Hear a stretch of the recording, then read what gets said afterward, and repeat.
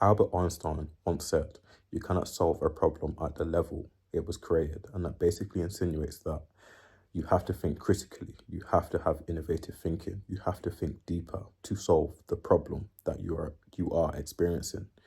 Because maybe you're experiencing symptoms and you're addressing the symptoms, but they keep coming back, and that's because you're not addressing the root.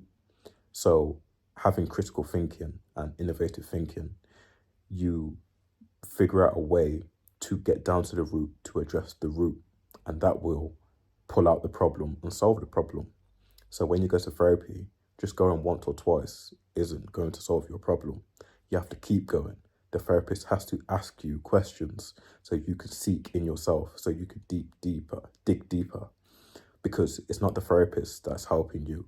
You are basically discovering yourself. You're discovering the issues and you're finding the problem, the root of the problem, and they will basically help you solve that. So they give you the tools in order to help you solve the issue, but you have to do the work. So maybe you're going through a problem now and maybe you find it hard to actually think about the problem because maybe it's traumatic or maybe you just ain't got the energy to do it.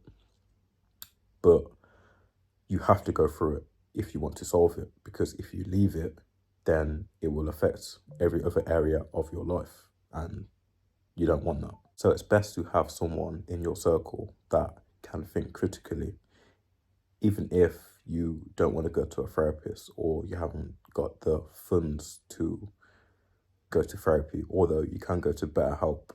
That's an online resource that provides therapy, which is more convenient. But yeah, if you haven't got the funds to do it, then ensure that you have someone in your circle that can think critically, because they will see issues and problems that you may not see, because maybe you can just see the top layer, surface level problems, the symptoms, but they will point out the root. They will point more to the root. They will see all the underlying behaviors that you do that you don't even notice. And that's why, branching off that, it's important for us to pay attention, and we all should learn to critically think if we can, so we can pay attention to the people around us, because we can then notice things in our friends, our family, our loved ones, strangers for that matter, and we can help them and guide them.